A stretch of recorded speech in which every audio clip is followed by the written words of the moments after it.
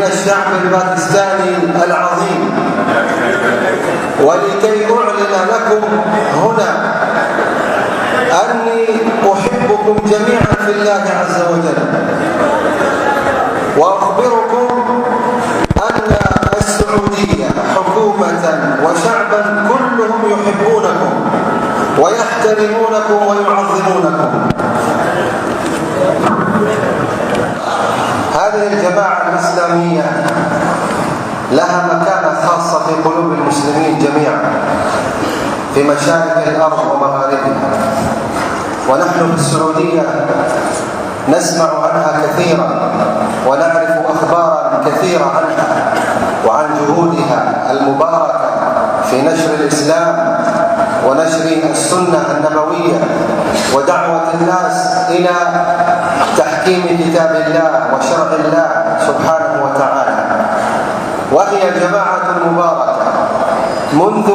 أن أنشأها الإمام العلامة أبو الأعلى المولودي رحمه الله وأسكنه فسيح جناته، وهو علم. الإمام أبو الأعلى المولودي علم من أعلام هذه الأمة، جاهد في سبيل الله ونشر العلم ونشر الدعوة ونشر السنة في باكستان وفي غير باكستان، وألف كتبا كثيرة، وقد درسنا كثيرا من كتبه وقرأناها وعرفنا ما فيها، وهو من أعلام هذه الأمة المباركة رحمة الله عليه وأسكنه فسيح جناته. ولما توفي رحمه الله صلى عليه المسلمون في المسجد الحرام صلاة الغائب، وهذا إن دل أيها الأحبة فإنما يدل على مكانة هذا الإمام العلم أبو الأعلى المولودي رحمه الله وأسكنه فسيح جناته. ثم استلم القيادة من بعده رجال أفذاذ مباركون إلى أن وصلت القيادة إلى فضيلة الشيخ سراج الحق،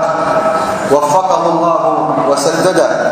وأيده بتأييده، وسار بها بإذن الله على منهج صحيح